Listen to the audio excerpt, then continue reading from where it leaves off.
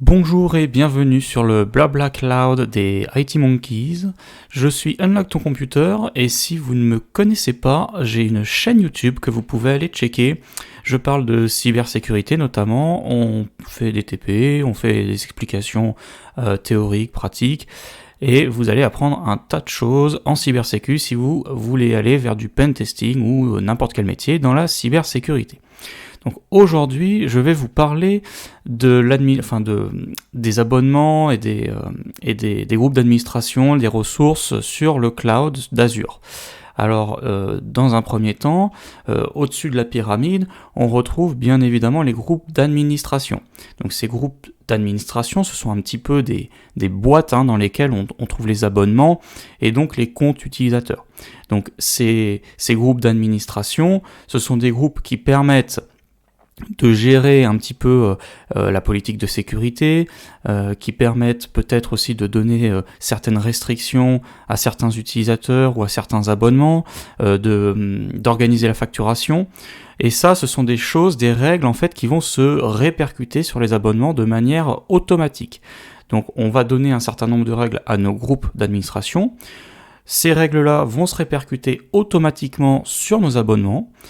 Et en fait, c'est justement le niveau juste du dessous, les abonnements, des abonnements qui regroupent des comptes utilisateurs et qui leur attribuent un certain quota, un certain nombre de ressources par avance, afin de respecter nos coûts, afin aussi qu'ils accèdent qu'à ce qu'ils ont besoin.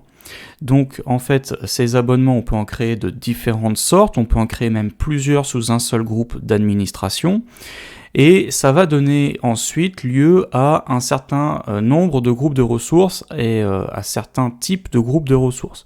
Donc les utilisateurs placés dans un abonnement, en fait, vont avoir accès à ces groupes de ressources.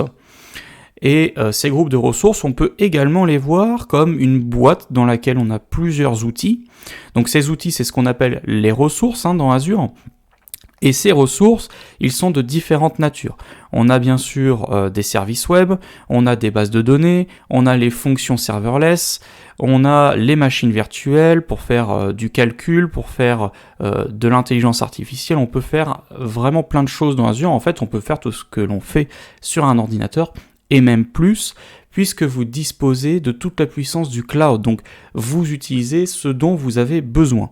C'est quelque chose que vous ne pouvez pas faire chez vous, puisque vous êtes limité à votre machine physique, ce qui n'est pas le cas dans le cloud. Et c'est en ça, en fait, que le cloud est assez puissant. Et donc, en fait, vous allez utiliser ces ressources pour faire ce que vous voulez. Et donc voilà, on a cette hiérarchie ici, donc je répète, je refais un petit tour. Tout en haut, le groupe d'administration, ensuite les abonnements et les comptes utilisateurs associés, puis vous avez les groupes de ressources qui encapsulent plus ou moins tout un tas de types de ressources que vous pouvez utiliser ou pas en fonction de vos besoins. Donc voilà pour la hiérarchie dans Azure. On se retrouve sur une prochaine vidéo très probablement. La prochaine, je la travaille avec Hugs.